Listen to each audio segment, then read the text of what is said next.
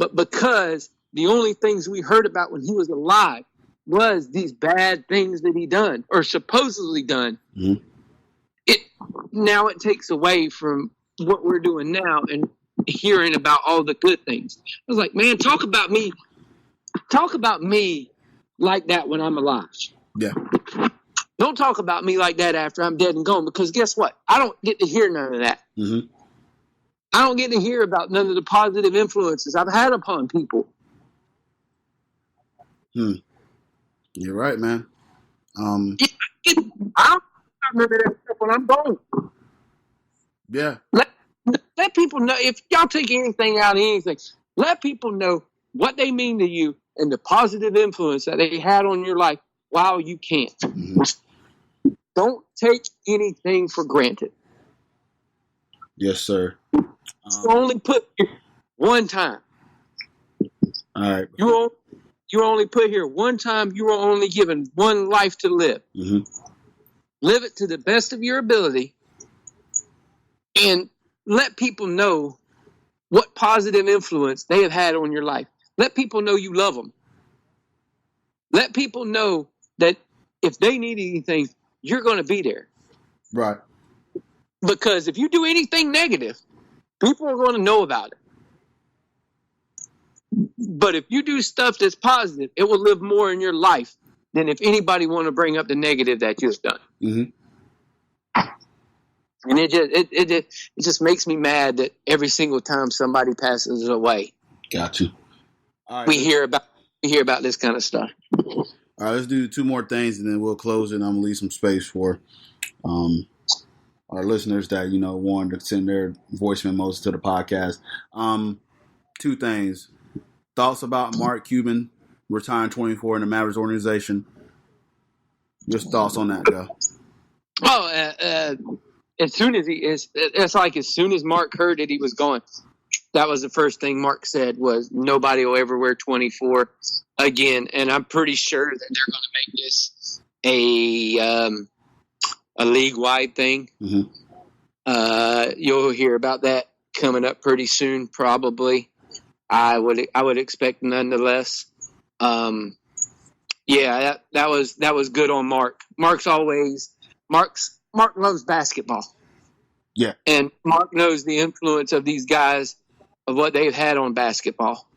And for him to do it, I'm not shocked at all. Nice. And secondly, I know we quit to jump to this, but a lot of people are saying that the NBA logo should be updated, or that's not too soon to talk about that, or but now if Kobe passes away, and then what if Magic passes away? Right. What when Larry passes away? What when Mike passes away? Mm-hmm. Should we change it every single time somebody passes away? Yeah. The biggest thing they could do, if they want to do it for Kobe and the ultimate tribute at the All-Star game, one team wear 8, one team wear 24. That's a good idea. Do it. Y'all wear 8, y'all wear 24. It's a good idea, actually. Yeah.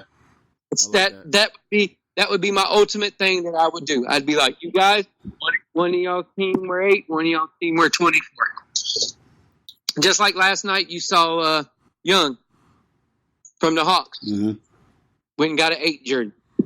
Yep. He wore an 8 jersey, went and had them do it real fast, and played in the number 8.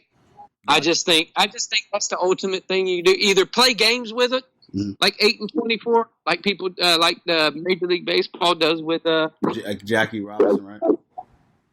Yep. Or just do the All-Star game. From now on, do the All-Star game. You wear 8, you wear 24. Okay, that's a good idea. That'd be the ultimate tribute to Kobe, and do it from here on out. All right. Don't just do it. Just do it from here to here to here to here to here. Just do it from here on out. And then one last thing, I'm pretty sure this will be happening for the Magic Heat game tonight. The 8 and 24-second violation. Yeah. Your thoughts about that? I got to see that. And that was amazing. I thought that was a wonderful tribute to Kobe. Rob, I love it. The first game I saw, it was they did it during the they did it during the first game, but then I saw the San Antonio game. Yep. To where It was San Antonio, Toronto, because Lowry, Toronto got the ball first. Lowry just stopped and just dribbled, and the 24-second clock ran out.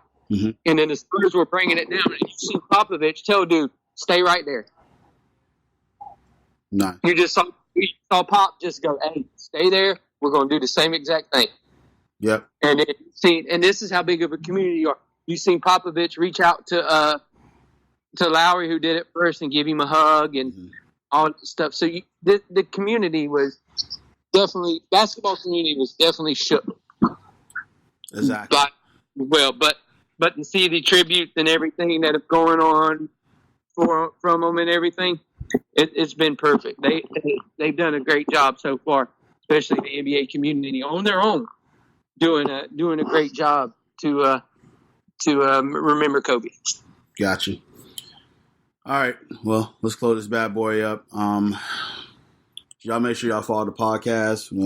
We'll definitely gotta do something during the week for when Kevin get down here. We'll do something for the Super Bowl, and we'll make sure we kind of preview that a little bit. That's crap. That's coming up. Yep.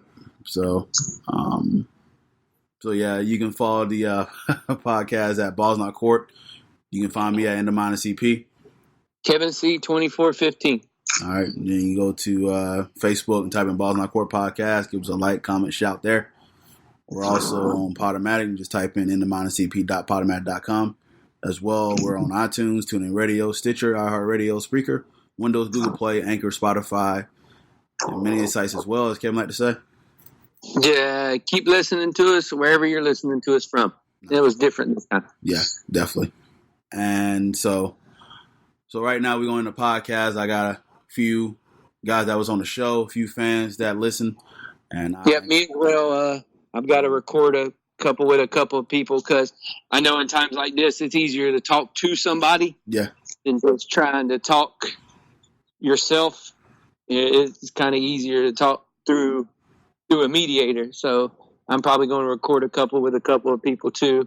So at the tail end of this, we're probably going to have a bunch of people talking. Exactly. So yeah, just stay tuned to the end of the podcast, guys. We got a few listeners and recorders that's going to kind of pay their tributes and thoughts and the legacy of what Kobe Bryant meant to this wonderful basketball game and to the world, that everybody come to love Kobe Bryant. So once again, thanks for listening to this special podcast. And once again, send our condolences to the Bryant family and friends. And we'll keep our heads up and look forward to Tuesday for the tribute and see what's going on about that. I'm sure we'll recap that as well. And thanks for listening, guys. And Kevin Carter. Prayers to all the families of everyone involved. Just prayers up to the NBA community.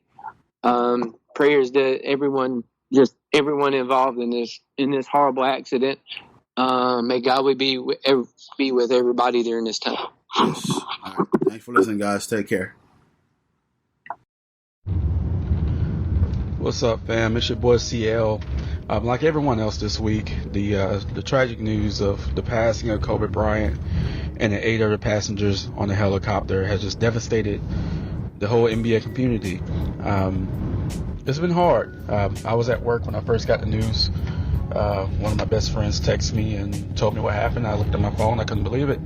After a few moments, I asked my boss if I could step off the floor, just to see what was going on.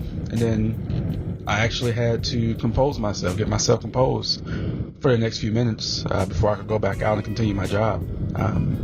This is coming from someone who's been watching basketball for 20 years. In my teens, I grew up with a Kobe Bryant poster over my bed. The first Laker jersey I bought was Kobe Bryant. He was the closest thing to greatness outside of Michael Jordan that I had seen at that time. And I'm in denial, as a lot of us are. I'm in denial. I know he's gone, but I don't want to think of him as being gone. Those are some of my thoughts on the situation.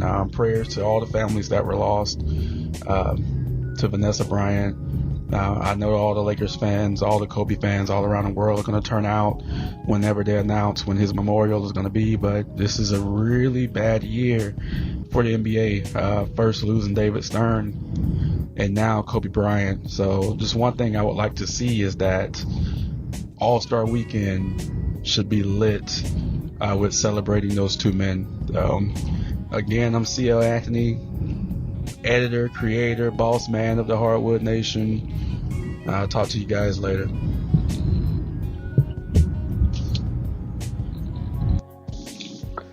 Well, first off, Cortez and Kevin, I definitely appreciate you letting me be a part of, this podcast show that you guys have going. Again, I love being a part of it, so thank you very much for giving me a couple minutes here. Wow, to sum up 20 years of an NBA career is kind of difficult in the span of a couple of minutes. Everybody likes to share their on the court, on TV memories from, the Shaq and Kobe years to, his MVP being one of those big tests in the West, so to say. You always had to get through Kobe. You always had to get through either him or Tim Duncan, and they're Spurs. So either the Lakers or Spurs were always a roadblock, which is kind of funny because you hear all these stories, and not one of them you hear about the Raja Bell clothesline, which is a big one that's out here in Phoenix. It's kind of funny because that's just one thing that kind of showed him, like he got right back up, then put the dagger in Phoenix that year. But Phoenix, as much as successful as they were regular season wise, it was either you had to get through Kobe and the Lakers, you had to get through Duncan and the Spurs. If you got through one, the next one was right there waiting for you. And it was just the hardest thing that the Phoenix Suns could do. So being able to witness that and being able to witness the rivalry that the Suns have out here with the Lakers has been it was enjoying. Let me tell you. I will say that I won't forget really anything that the man did on the court, but the biggest thing for his legacy that showed me that he was a great individual was the transition that he made.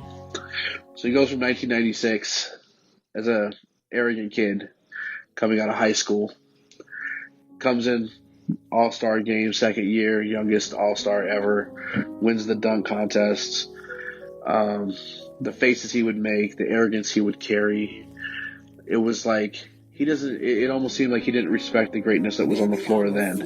He didn't respect the fact that, yes, he was still young and LeBron is coming into play. He didn't care about that. He didn't care that Jordan was still on the court. He didn't care that Iverson was still on the court. There were some greats that played in that time, and then he had to go against, the Spurs multiple times, and he was glad to do it.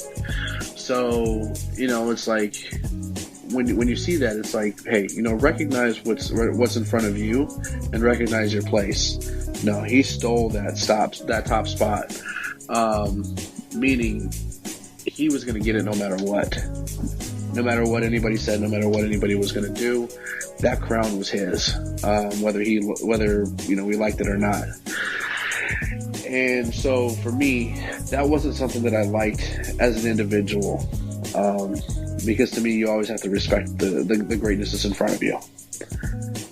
But to see him go from Act 1 to Act 2 to Act 3, meaning Act 1 with that young years, then Act 2 once he transitioned from 8 to 24, Act 2 being this is my team, I'm going to lead this team, which he did, and that's when he won his MVP. That's when he won 2 championships without somebody like Shaq. Granted, the team itself worked very well together. Pau Gasol was great in those years, but still it all rested on his shoulders.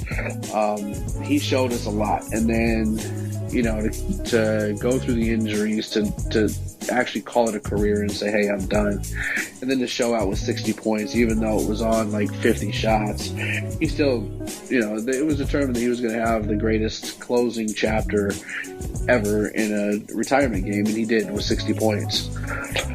But he led the team then, like he was an actual leader.